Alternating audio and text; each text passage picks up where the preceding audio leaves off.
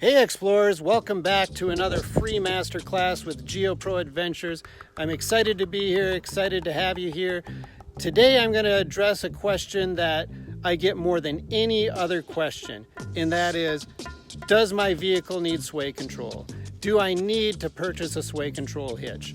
Well, the answer is it depends. And it's a lot easier than you think, and it's probably not what you've been told. And I'm going to walk you through exactly what you need to know. I'm near Palm Springs, California, where it's really windy. I intentionally picked this really windy spot because I am going to demonstrate sway control for you guys. So what you're going to need your vehicle owner's manual. You're also going to have to do a quick Google search on your make and model of trailer. Something that's just as important as the empty weight of your vehicle is the tongue weight of the vehicle. So let's go take a look. Right on the outside of your camper, it's going to have a placard of exactly what your weight of your camper is. The problem is that usually does not include the weight of your batteries, the weight of your water, your propane tanks being full. So you really have to take into consideration the extra couple 100 pounds that might be.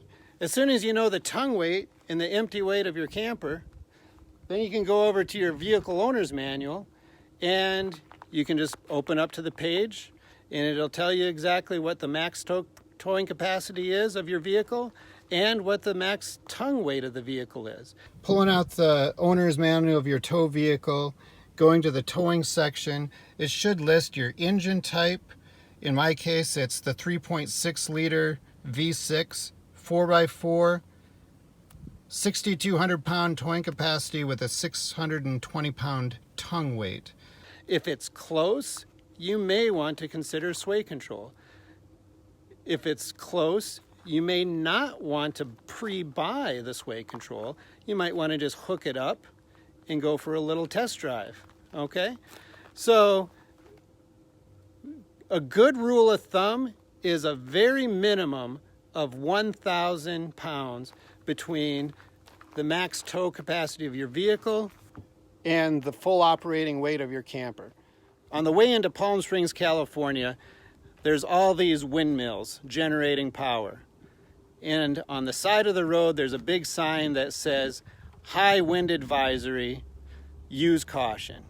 Even in high winds, when those windmills are just whipping around, I've never had a problem with sway control under 70 miles an hour. And frankly, I don't really like to go above 70 miles an hour anyway because my gas mileage really sucks. I can get about 13 miles to the gallon pulling the Geo Pro in any conditions, but if I stomp it down and I try and pull that thing up a hill at 75 miles an hour, I'm going to get about 9 miles to the gallon. So just as a cost savings, I increase my fuel mileage by about 50% by keeping it around 65, 70 miles an hour. So at 70 miles an hour, I get zero sway. There we go, both hands off the wheel. No sway, thing just pulls like a dream.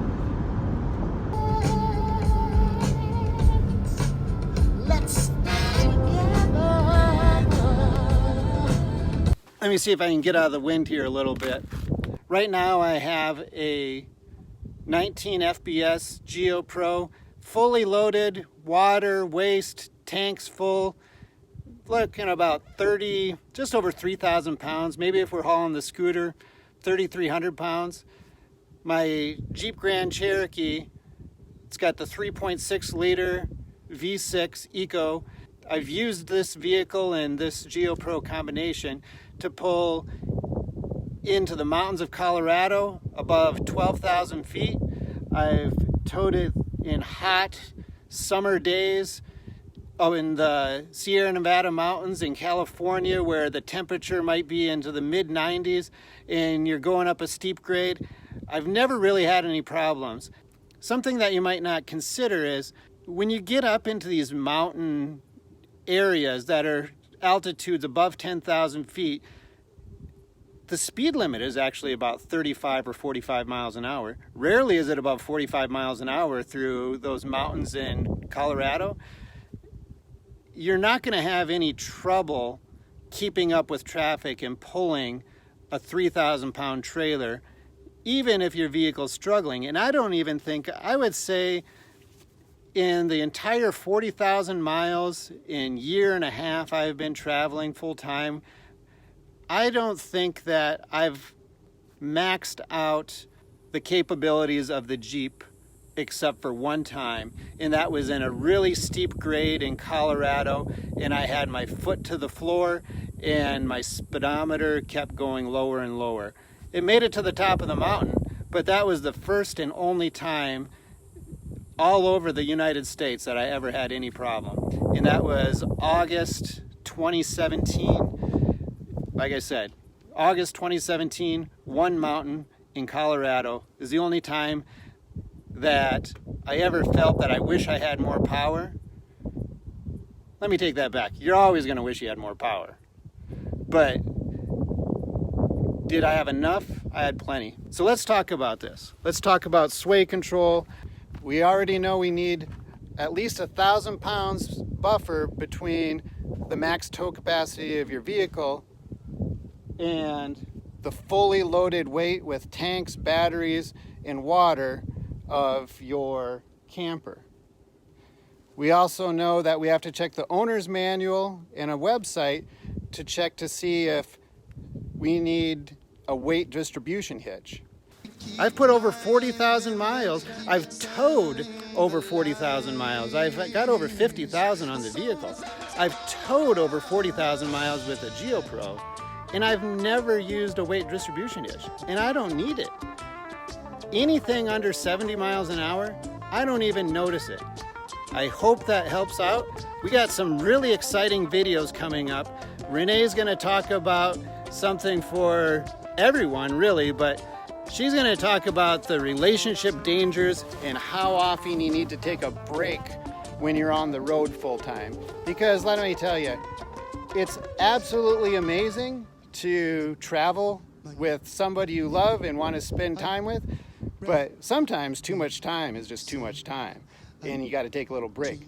And so she'll be back on one of these next videos here, and she is going to give you her insight. We'll be side by side talking to you about, like, what's the best frequency to go out.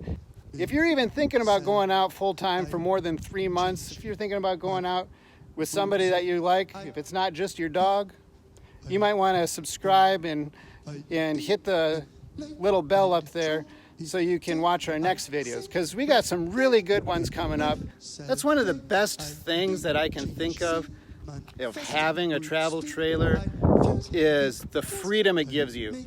We're gonna go up to this music festival, Reggae on the Mountains, above the cliffs of Malibu, California, and just chill out for the weekend. How great is that? Morning. Cheers. Do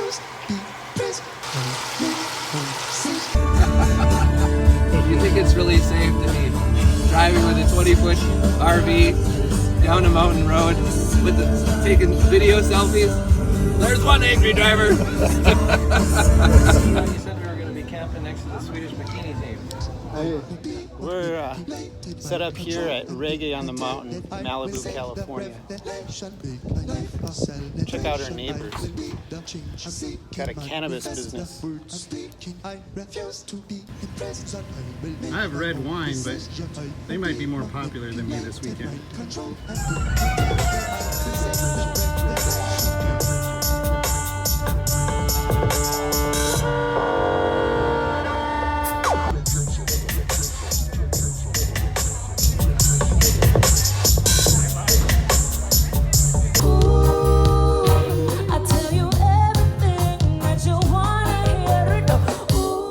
Another reason you guys need to subscribe if you like action, adventure, and just complete craziness of RV life. Next week, I'm taking the Geo Pro and the Jeep up to Burning Man for the entire 9 days. And if you don't know what Burning Man is, Google it right now, because it is a little bit crazy. It might be a little too crazy for me. Never been there, but I am excited. And I am excited to take my self-contained unit with solar and park it out in the Playa Desert for 9 days and just really observe the craziness and the beautiness of human life. So please hit subscribe. I got good content. Also, this is your channel. I don't get paid to do any of this. So anything you want from me, just throw something in the comments section. I'll do my best to answer you within the week, and I'll try and produce a video for it if it seems like something that a lot of people are asking about. So thank you again for joining me. It's my pleasure to be here and answer questions, and thanks again for subscribing. I've already told you on my specific setup that I don't need any sway control at all. If you do need sway control, check out the link below. There's a company called Blue Ox, and like I said, I don't use them, so I wouldn't know, and I don't get paid by Blue Ox, but that's why the link's there, because I'm going to ask them to give me a little commission if you click on the link. Blue Ox is what Labadie RV out of Toledo, Ohio, where I bought my RV. I trust these guys with every single word they say. They're very honest. Labadie RV doesn't pay me either, okay? But Greg at Labadie RV is very honest, and he said 10 to 1 he sells the Blue Ox sway control over anything else. One other thing to consider if you're thinking about sway control is, what is your tow vehicle? If you're pulling something with a 3/4 ton pickup, you probably don't need any sway control at all.